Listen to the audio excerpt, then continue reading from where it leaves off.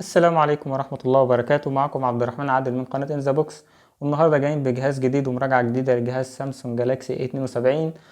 طبعا الجهاز ده لسه نازل جديد في السوق، فهنفتح العلبة مع بعض ونشوف محتويات العلبة فيها ايه، ونشوف برضو مواصفات الجهاز الأولية كده، وبعد كده هنعمل بإذن الله مراجعة تفصيلية عن الجهاز وأداء الجهاز في الألعاب وفي الصور وفي كل حاجة بإذن الله.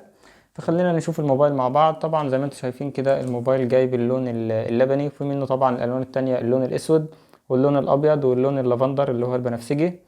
زي احنا شايفين كده، دي مواصفات الجهاز. 128 جيجا و8 جيجا رام، وفي منه نسخة اللي هي 256 جيجا بايت. طبعا دي موجودة برضو لو حد حابب يشتريها. فخلينا نفتح الجهاز مع بعض.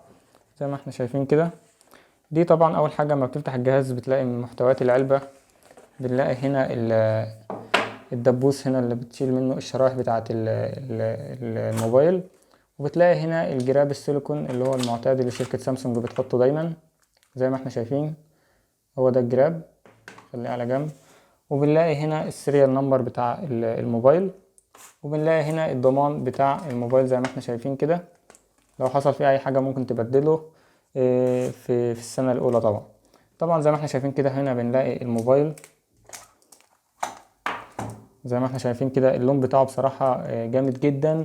لون كده مصمت، مش اللي هو اللبني بتاع سلسلة السنة اللي فاتت اللي هو بيلمع من كل حتة. ده بيحسسك انك شايل موبايل فخم كده وشكله جميل. خلينا نفتح الموبايل مع بعض. دي احلى حاجة طبعا في فتح العلبة. زي ما احنا شايفين كده، ده زي ما احنا شايفين الموبايل. زي ما انتم شايفين كده يعني ظهر الموبايل زي ما احنا شايفين كده يعني مصمت مش بيلمع. وطبعا الموبايل هنا مقاوم للماء والغبار زي ما احنا عارفين. مواصفات الجهاز هنا طبعا الكاميرا الأمامية 32 ميجا بكسل، والكاميرا الخلفية الرئيسية 64 ميجا بكسل، وكاميرا ألترا وايد 12 ميجا بكسل، والكاميرا ماكرو 5 ميجا بكسل، وكاميرا اللي هي التليفوتو اللي بتقرب 3 اكس زوم بتكون 8 ميجا بكسل. الكاميرا ديت طبعا هي اللي بتختلف عن جهاز ال 52 اللي هو الأخ الأصغر للموبايل دوت.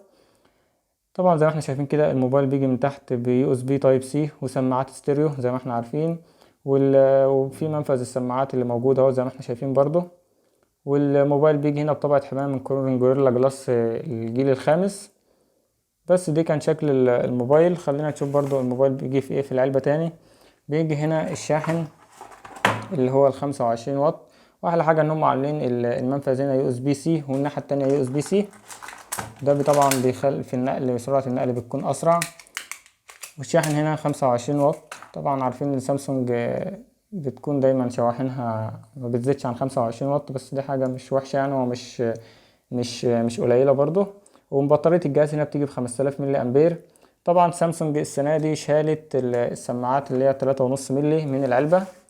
بس دي كانت كل حاجة في محتويات العلبة. ان شاء الله هنعمل مراجعة تفصيلية عن الجهاز بإذن الله، ونشوف فيه اداء الالعاب ولعبة بابجي وكول اوف ديوتي، ونشوف برضو مواصفات الجهاز في الصور، هيطلع الصور عاملة ازاي. ما تنساش بقى تعمل لايك للفيديو، تشترك في القناة وتفعل زر الجرس عشان يوصلك كل جديد. ولو حابب نتكلم عن حاجة جديدة الفترة الجاية اكتب لنا في الكومنت. واشوفكم على خير بإذن الله في الفيديو الجاي، والسلام عليكم ورحمة الله وبركاته.